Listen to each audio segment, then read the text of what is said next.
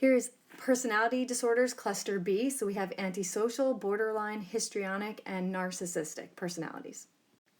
A little bit about cluster B personality disorders. This group would be classified together as either dramatic or impulsive. And again, remember that if somebody has a personality disorder, it means they have a maladaptive way of organizing the information in their lives, of perceiving things, and it is affecting their personality. So it's pervasive. It affects everything that they do.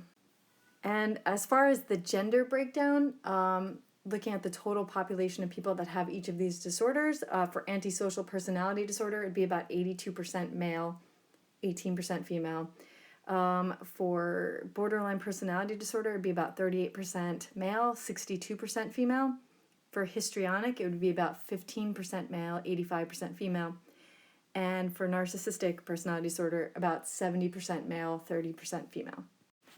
So before I go over antisocial, let me just remind you of the fact that you cannot be diagnosed with a personality disorder until you are at least 18 years of age. And in the case of antisocial personality disorder, you would have needed to have had the symptoms of conduct disorder with an onset before 15 years of age to get the diagnosis for antisocial personality disorder. That said, you don't have to be officially diagnosed. You just have to have had the symptoms present. So to give you an idea of some of what that looks like, so first they'd have this aggression towards people and animals. So they might bully others, intimidate others. They initiate physical fights. They may use weapons that could cause harm to other people. They're physically cruel to people or animals. They might steal from somebody while confronting a victim, like mugging, that sort of thing, purse snatching, something where there's a conflict, direct conflict. And they may have forced somebody into sexual activity.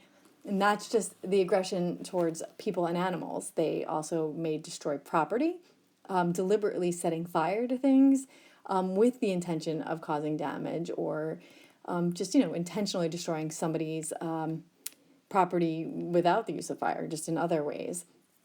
They will lie and steal, so breaking into people's homes.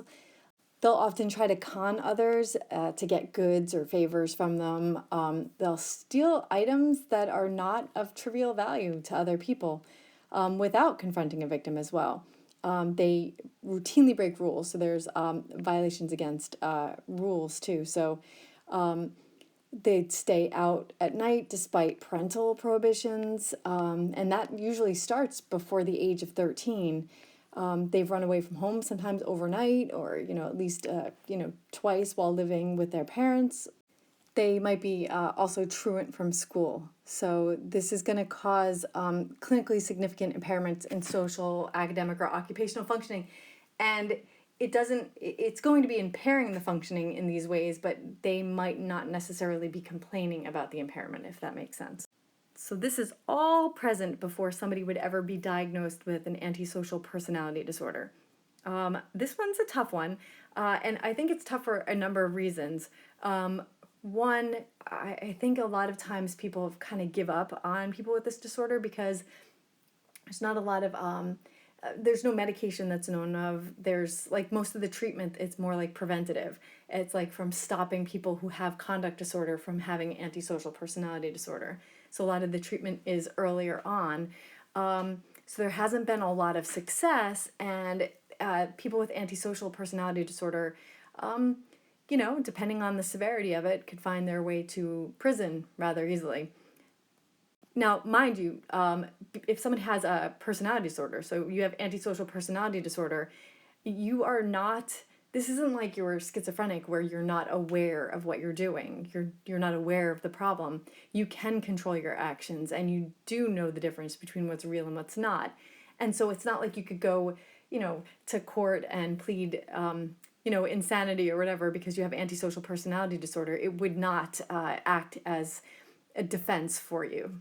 I'm sure people have tried though, but it wouldn't work. And before I go through the symptoms here, I want to say one other thing. To be antisocial does not mean that you're unsocial. The antisocial came from being anti-society. These are people that function contrary to what works well for society. They are actually usually quite skilled socially, and thus it becomes part of the problem. So let me start with a case, as I did on the last set for you. So this is a case of Ryan the Thrill Seeker. I first met Ryan on his 17th birthday. Unfortunately, he was celebrating the event in a psychiatric hospital. He had been truant from school for several months and had gotten into some trouble. The local judge who heard his case had recommended psychiatric evaluation one more time, though Ryan had been hospitalized 6 previous times, all for problems related to drug use and truancy. He was a veteran of the system and already knew most of the staff. I interviewed him to assess why he was admitted this time and to recommend treatment. My first impression was that Ryan was cooperative and pleasant. He pointed out a tattoo on his arm that he had made himself, saying that it was a stupid thing to have done and that he now regretted it. In fact, he regretted many things and was looking forward to moving on with his life. I later found out that he was never truly remorseful of anything. Our second interview was quite different. During those 48 hours, Ryan had done a number of things that showed why he needed a great deal of help. The most serious incident involved a 15-year-old girl named Anne who attended class with Ryan in the hospital school.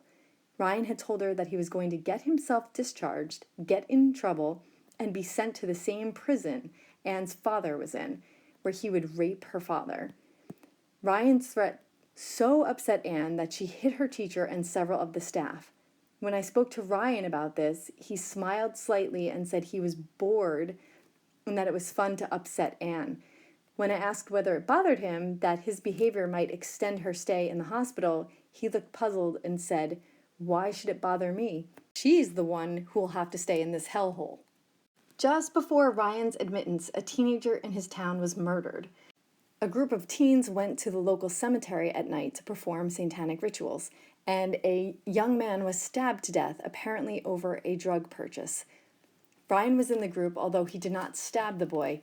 He told me that they occasionally dug up graves to get skulls for their parties, not because they really believed in the devil, but because it was fun and it scared the younger kids. I asked, "What if this were the grave of someone you knew, a relative or friend?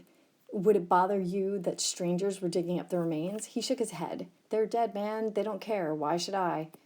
Ryan told me he loved PCP or angel dust, and that he would rather be dusted than anything else. He routinely made the 2-hour trip to New York City to buy drugs in a particularly dangerous neighborhood. He denied that he was ever nervous, and he seemed sincere about that. He seemed really unconcerned. Ryan made little progress. I discussed his future in family therapy sessions, and we talked about his pattern of showing supposed regret and remorse, and then stealing money from his parents and going back onto the street. In fact, most of our discussions centered on trying to give his parents the courage to say no to him and not to believe his lies. One evening, after many sessions, Ryan said he had seen the error of his ways and that he felt bad he had hurt his parents. If they would only take him home this one last time, he would be the son he should have been all those years. His speech moved his parents to tears, and they looked at me gratefully as if to thank me for curing their son. When Ryan finished talking, I smiled, applauded, told him it was the best performance I had ever seen. His parents turned on me in anger. Ryan paused for a second, then he too smiled and said, "It was worth a shot." Ryan's parents were astounded that he had once again tricked them into believing him. He hadn't meant a word of what he had said. Ryan was eventually discharged to a drug rehabilitation program. Within 4 weeks, he had convinced his parents to take him home, and within 2 days, he had stolen all their cash and disappeared. He apparently went back to his friends and to drugs. When he was in his 20s, after one of his many arrests for theft, he was diagnosed as having antisocial personality disorder. His parents never summoned the courage to turn him out and refuse him money, and he continues to con them into providing him with means for buying more drugs. So let's go through the symptoms here. So starting with a failure to conform to social norms with respect to lawful behaviors as indicated by repeatedly performing acts that are grounds for arrest. Note that they don't have to have been arrested, but that what they have done is grounds for arrest. Deceitfulness as indicated by repeated lying, use of aliases, or conning others for personal profit or pleasure. Impulsivity or failure to plan ahead. irritability and aggressiveness as indicated by repeated physical fights or assaults, reckless disregard for safety of self or others, consistent irresponsibility as indicated by repeated failure to sustain consistent work behavior or honor financial obligations, and right here we go. Lack of remorse as indicated by being indifferent to or rationalizing having hurt, mistreated, or stolen from another. So you'll want to notice about this disorder that not everybody is going to end up in prison, and they're not going to be all extreme. You have on the extreme end, people who, like, so an antisocial person could, walk to a crowd of people and fire a gun and not even look to see if they hurt anybody. I don't remember what movie I saw this in, but this was a good depiction of antisocial where, I don't know what happened. This guy goes upstairs in a building and he shoots somebody and the guy falls out the window.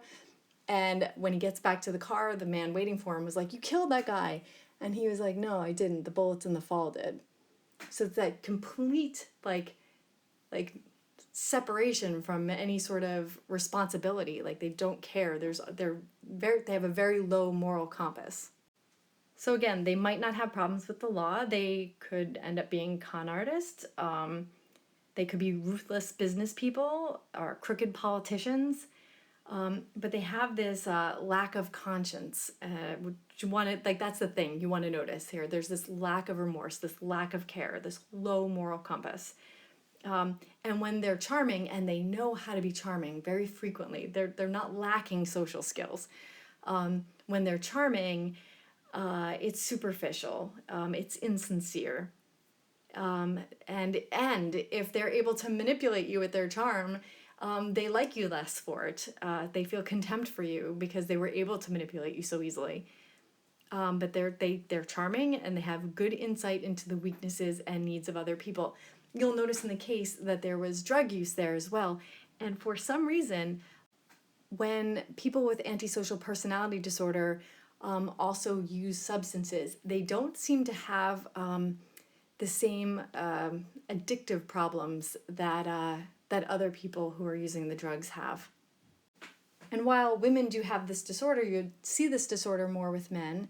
And you might see something like this, like somebody with a carload of people driving late at night, slamming on the brakes when nobody's wearing seatbelts, let's say, so people go flying forward and there's injury in his car, and the whole reason for slamming on the brakes was because there was a frog in the road and you didn't want to kill the frog. It's not even clear whether or not there was a frog. It's just, this is what they're saying. It's like, I was doing something good. I was protecting this frog that would have died if I hit it. That's the kind of rationalizing they do. So very frequently, the people that they date are the people that kind of suffer the most. One other thing I want to mention about this disorder is that it does seem to require a certain amount of energy. So when people get older, they tend to they don't necessarily age out, but they're not quite as bad as they get older. So into their 50s and 60s, you see the symptoms sort of lessen a little bit. I'm not sure how many of you watched Girl Interrupted, but Angelina Jolie's character in that movie plays someone with an antisocial personality disorder, and she does a pretty good job at playing a female with this disorder up until about the end. So at the end, where she starts to show remorse and cry and that's not very likely to happen. But you want to keep in mind too that that entire movie, Winona Ryder's character, who had borderline personality disorder, she's also the one that wrote the story. So the whole thing is from her perspective, which kind of explains why Angelina Jolie's character would have looked like that at the end. Pretty good movie. So borderline personality disorder, this is probably the most complex and debilitating of all the personality disorders. This one's a tough one. Instead of reading a case for this one, I want to just describe, I think, what people with borderline personality disorder are feeling, so that you kind of understand how desperate they can be. So if you just imagine that you are out at sea and you're in a boat and you can't swim, and you get hit by a strong wave and the boat just falls apart into like shards of wood, and you fall out, obviously, and you start to sink below the water. Now, picture that as you're sinking below the water, you're drowning, right? So you reach up to grab these shards of wood, so that you can pull yourself up for air, right? So for a borderline person, it's almost like they're experiencing this need that's as intense as if they were drowning. And the shards of wood that are floating on the surface are the people in their lives. This is a tough disorder on the person who has it, and it's a tough disorder on the person's family and friends as well. And right at the top, as we look at the symptoms, 5 of 9 here, frantic efforts to avoid real or imagined abandonment. That's the big thing. They have these complex social relationships, so they want you, they need you, they're desperate for that, and their actions will be the very thing that kind of also chase you away or make it really difficult to be around. They will have a pattern of unstable and intense interpersonal relationships, and that's part of the reason why. It's that desperation. You're going to abandon me, so I have to kind of make it so that you can't. And sometimes in that fear of abandonment, what they will do is threaten sometimes self-harm. Now, it really depends on how severe the borderline is, or if the person is, as we would say, malignant at the time. If they're malignant, they might be threatening self-harm, but they might also actively engage in sort of hostage-taking scenarios. So, like, you can't go, like, I have this problem right now, you have to see me right now. I won't be safe without it.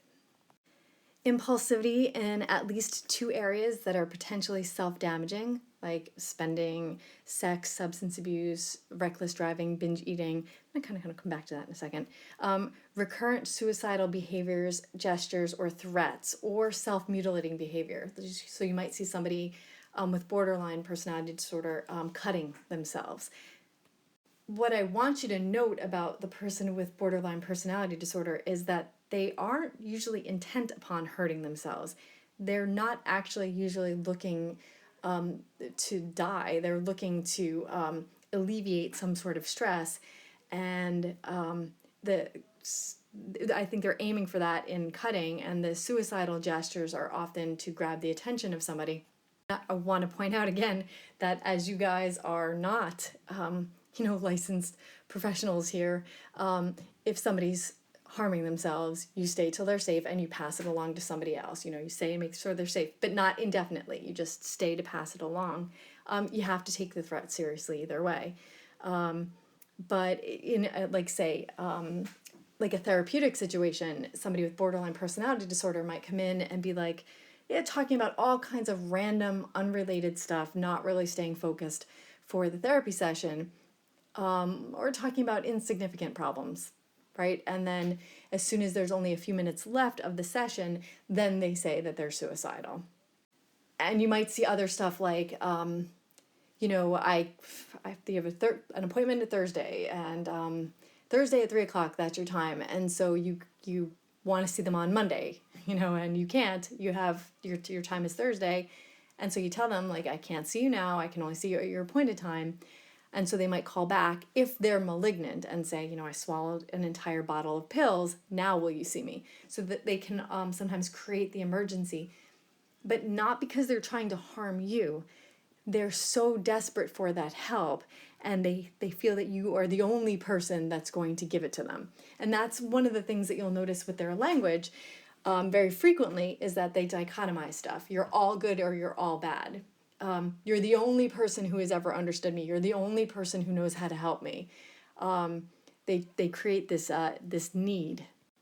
Affective instability, so there's this marked reactivity of mood, very intense anxiety, irritability, dysphoria, chronic feelings of emptiness, like they don't know what the point is of their lives, they've got nothing, inappropriate, intense anger or difficulty controlling their anger. So there's frequent displays of temper, constant anger, there's even physical fights sometimes, transient stress-related paranoid ideation or severe dissociative symptoms.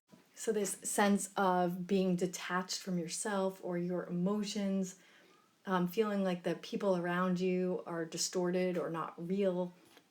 And lastly here, identity disturbance with persistently unstable self-image or sense of self.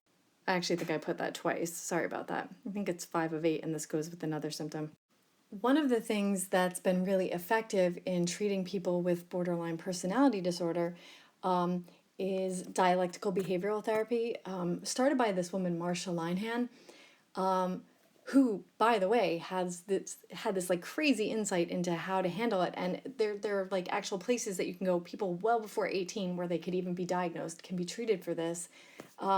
She had a really good understanding of this disorder. And I think it was in the New York Times a number of years ago, she actually talked about having this disorder, which is, I think, why she had such a great understanding of what was necessary. But one of the things that they aim to do is kind of break that dichotomized thinking. You don't want to see things as all or nothing, like this is the only thing, and without this, everything is wrong. You have to try to break that up a bit. So, from the perspective of working as a teacher or a counselor, what have you, one of the things that you really need to do with borderline personality disorder is set boundaries. It needs to be really clear. What you know about somebody with borderline personality is if they're seeking help from you, then they see you as an absolute essential component of that. And it doesn't have to be a professional. It could be whomever, right? So if they're seeing that, so what you have to do is like set these boundaries and make them very clear. And the first set of boundaries is to stop them from harming themselves. So I would know, like, okay, so you have borderline personality disorder, and for some reason I'm your go-to person, then I'll say, all right, you can come and you can talk to me about this stuff, but you may not harm yourself in any way. If you harm yourself, cut yourself, threaten harm to yourself in any way, anything, then I will pass you along to somebody else. I will refer you. I will make sure you get help and that you are safe, but our relationship ends right there. That's it, done. And so, like, that sounds cruel. Like, oh, why would you let somebody go there? No, in order to keep them safe, if you know the very reinforcer that they're seeking, that's exactly where the first boundary gets drawn. So, like, while that's important to them, you have this mechanism to keep them from hurting themselves, which is really important. And make no mistake, somebody suffering from borderline may like try to test those boundaries a bit. So I tell you that you can't even threaten harming yourself in any way. So you instead say stuff like this to me, like, oh, I need to tell you something, but I'm worried that I shouldn't tell you. So they try to get permission to tell you the thing so that you can't not see them and you can't refer them because, well, they told you that they shouldn't have said it. And so they try to test in those ways.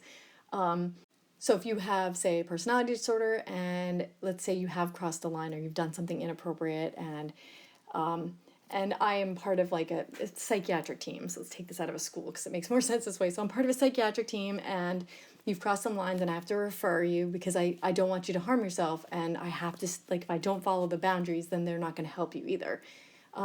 So you get referred, and let's say you do something inappropriate or what have you, and I refer you, but you still think you need to come see me. If you're told, okay, you may not go anywhere near this person's office, okay, so then you're waiting in the parking lot. That's not okay, but that will happen. And they're pretty good at looking at, specifically what you stated, and trying to find, like, if there's any sort of loophole, if there's any sort of way around or way to interpret it. In my personal experience, I would say that most people that I've met with borderline personality disorder seem to be pretty smart, and they have researched a number of things, and thus they are quite good at presenting. So say like they take a medication and they would have none of the benefits and all of the side effects.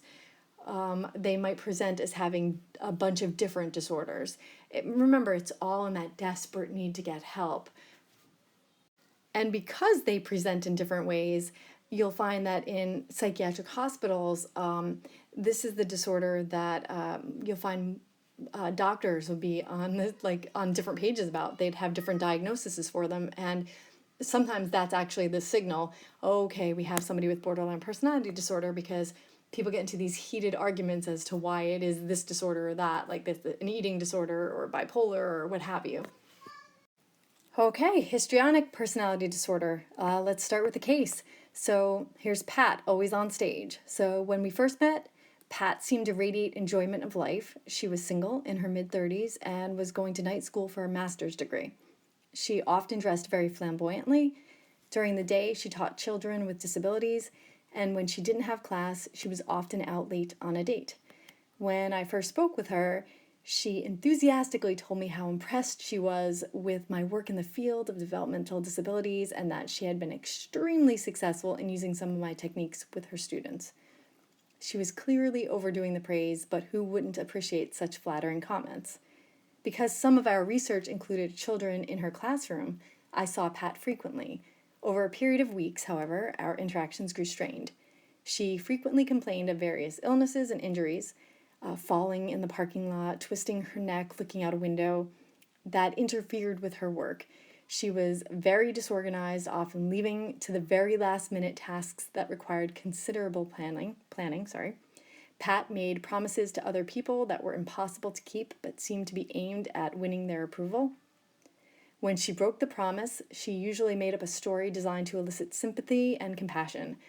For example, she promised the mother of one of her students that she would put on a, quote, massive and unique birthday party for her daughter, but completely forgot about it until the mother showed up with cake and juice. Upon seeing her, Pat flew into a rage and blamed the principal for keeping her late after school, although there was no truth to this accusation. Pat often interrupted meetings about research to talk about her latest boyfriend. The boyfriends changed almost weekly, but her enthusiasm, quote, like no other man I have ever met, and her optimism about her future, quote, he's the guy I want to spend the rest of my life with, remained high for each of them. Wedding plans were seriously discussed with almost everyone, despite their brief acquaintance. Pat was very ingratiating, especially to the male teachers, who often helped her out of trouble she got into because of her disorganization. When it became clear that she would probably lose her teaching job because of her poor performance, Pat managed to manipulate several of the male teachers and the assistant principal into recommending her for a new job in a nearby school district. A year later, she was still at the new school, but had been moved twice to different classrooms. According to teachers she worked with, Pat still lacked close interpersonal relationships, although she described her current relationship as deeply involved. After a rather long period of depression, Pat sought help from a psychologist who diagnosed her as having histrionic personality disorder. So for this disorder, think Scarlett O'Hara in Gone with the Wind. This overly dramatic, vain, self-centered person who seeks constant approval, seems to make friends like really fast, rapidly developing friendships, but there's no real depth underneath them, but they seem to be like super close right away. And like their description of stuff, it's like it's very superficial. That's way cool, that sort of thing. It doesn't have detail. There's nothing supporting it. So here we go. Is uncomfortable in situations in which he or she is not the center of attention. Interaction with others is often characterized by inappropriate, sexually seductive, or provocative behavior. Displays rapidly shifting and shallow expressions of emotions. Consistently uses physical appearance to draw attention to self. Has a style of speech that is excessively impressionistic and lacking in detail. Lastly, we have very dramatic, theatrical expressions of emotion, very suggestible, and considers relationships to be more intimate than they actually are. In fact, they don't necessarily even just talk about it. They might like go away with friends they just met, or get married to one person, then another, then another, then another. That's not to say that people who have had a lot of marriages are histrionic. These would be people that are just uncomfortable not being the center of attention, and they do like exaggerated stuff in order to get that attention. So maybe they'll like hug somebody a ton that they just met, or sit in a sad movie and just cry uncontrollably in public. They seek a lot of reassurance, a lot of praise. Their appearance tends to matter quite a bit. To be honest with this disorder, it's probably overly diagnosed, and I think in a large part because of harmful stereotypes about females. And lastly, narcissistic personality disorder. So here's a case. This is David, taking care of number one. So David was an attorney in his early 40s when he sought treatment for depressed mood. He appeared to be an outgoing man who paid meticulous attention to his appearance. He made a point of asking for the therapist's admiration of his new designer suit, his winter tan, and his new foreign convertible. He also asked the therapist what kind of car he drove and how many VIP clients he dealt with. David wanted to make sure that he was dealing with someone who was the best in the business. David spoke of being an ace student and a super athlete, but could not provide any details that would validate a superior performance in these areas. During law school, David became a workaholic, fueled by fantasies of brilliant work and international recognition. He spent minimal time with his wife, and after their son was born, even less time with either of them. He waited until he felt reasonably secure in his first job so that he could let go of her financial support, and then he sought a divorce. After his divorce, David decided he was totally free to just please himself. He loved spending all his money on himself, and he lavishly decorated his condominiums and bought an attention-getting wardrobe. He constantly sought the companionship of different attractive women. David felt better when somebody flattered him, when he was in a group social situation where he could easily grab the center of attention, and when he could fantasize about obtaining a high-level position, being honored for his great talent, or being fabulously wealthy. Basically, people with narcissistic personality disorder are so sure of their own self-importance and this unreasonable sense of the self-importance, and they're so preoccupied with themselves that they lack sensitivity and compassion for other people. If you were to kind of compare narcissistic personality disorder and antisocial personality disorder, although I suppose you could have the presence of both, but if you were to compare them, kind of view it like this, where somebody with antisocial personality disorder doesn't care, like I said, could shoot into a crowd of people and not even look to see if they hurt somebody. A narcissistic person, or somebody with a narcissistic personality disorder, cares only to the extent that it affects them. So I give you the cartoon example of slipping on a banana, right? That banana peel where somebody slips and gets seriously injured. So somebody with antisocial personality disorder would throw the banana peel on the floor and not care if you hurt yourself because that's your problem. You should have watched where you were going. No responsibility for having put the banana peel there.